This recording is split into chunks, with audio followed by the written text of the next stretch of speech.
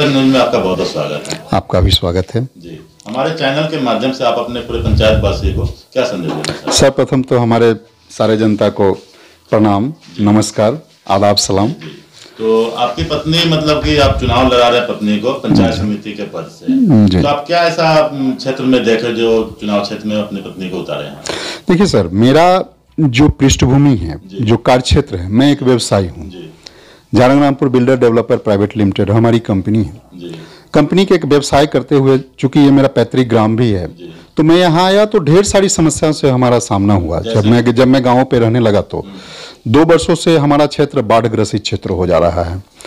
सारी की सारी हमारी जनता की गाढ़ी कमाई की जो फसल है वो फसल नष्ट हो जाती है, जनता त्राहिमाम हो जाता है।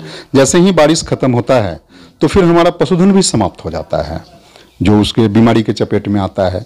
तो हमारा पहला मुख्य कार्य होगा कि इस बाढ़ रूपी आपदा को अवसर में तब्दील करना। यानी जनता आपको अगर जिताने के अगर काम करती है जी तो सबसे पहला प्राथमिकता आपका रहेगा जो बाढ़ से मतलब लोगों को, हाँ, जो आपदा होता है उसको हम अवसर में तब्दील कर सकें।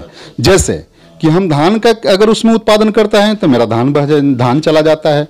अगर हम इसको डैम बना करके, जिसमें हम आपको प्रखंड की सहायता लेते हैं, हम जिला की सहायता लेते हैं, राज्य की सहायता लेते हैं, तो डैम बना करके अगर मछली पालन उसमें हम करें तो ये जो आपदा आती है, हम डर जाते हैं कि पानी आ गया, मेरा फसल नष्ट हो गया, तो हम उसको अवसर तलाशेंगे, फिर करोड़ों रुपए का हमारे पंचायत में मछली उत्पादन संभव हो सकता है। इसके लिए मैं चाहता हूं कि जब हमारी पत्नी समिति से जीत करके आएंगी, हो सकता है यह प्रमुख तक का सफर तय करे अगर जीतने के बाद, तो मुख्य कार्य होगा कि मत्स्य पालन की प्रशिक्षण किसानों को दिलाना और किसानों को प्रशिक्षण दिला करके और इस आपदा को अवसर में तब्दील कराना। आप एक युवा है, अगर आपको जनता अगर जिताने के काम करती है, युवाओं के लिए कुछ? बिल्कुल। देखिए, आज के डेट में जब कोरोना काल आया तो हमारे युवा पूरे के पूरे बाहर से गांव आए, इस उम्मीद में गांव आए कि गांव में हमारे लिए रोजगार होगा। लेकिन यहां से फिर 2 महीने बाद ही उनको वापस लौट करके जाना पड़ा, क्योंकि यहां पर किसी भी तरीके की रोजगार नहीं है। हमारी पत्नी पढ़ी लिखी महिला है, ये खुद भी अपना कारोबार करती है। कुटीर उद्योग हमारा है, जहां पर कि लेगिंग्स, नाइटी, बच्ची का वुमेन्स वियर ये बनाती है।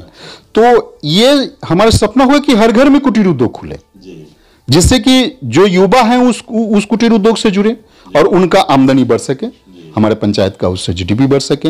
हमारा जो क्षेत्र है वो कृषि उत्पादक क्षेत्र है, तो हम अभी तक पारंपरिक कृषि को करते हैं।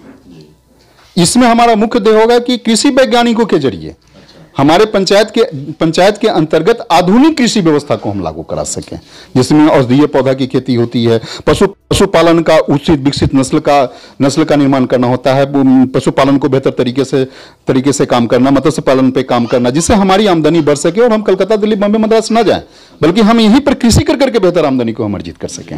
यानी कि जनता आपको अगर जिताने का काम करती है तब युवाओं के लिए मतलब रोजगार देने, रोजगार बिल्कुल हमारा पहली प्राथमिकता होगी कि युवा के लिए गाँव में ही हम रोजगार की व्यवस्था कर सकें, कुटीर उद्योग के माध्यम से, लघु उद्योग के माध्यम से, पशुपालन के माध्यम से, कृषि के माध्यम से, आधुनिक कृषि के माध्यम से, जिस भी तरह हो, यानी कि रोजगार देने का। बिल्कुल।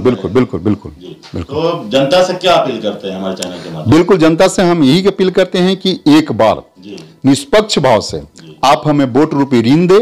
गारंटी मैं देता हूं, मैं 5 साल में अपने काम के जरिए मैं उस ऋण की मैं आपको वापसी करूंगा, यानी पूरा खरा उतरने का कार्य करूंगा।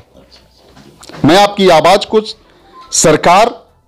मैं जनता की आवाज बनकर के सारी आपकी बातों को मैं सरकार के बीच उठाऊंगा और सरकार द्वारा चलाए गए सारे स्कीमों का लाभ जनता तक मैं हूबहू पहुंचाऊंगा। अपना परिचय बताएं। मेरा नाम ललन कुमार सिंह हुआ और कैंडिडेट विभा देवी हमारी धर्मपत्नी है और समिति पद पर क्षेत्र संख्या 12 से ये प्रत्याशी हैं।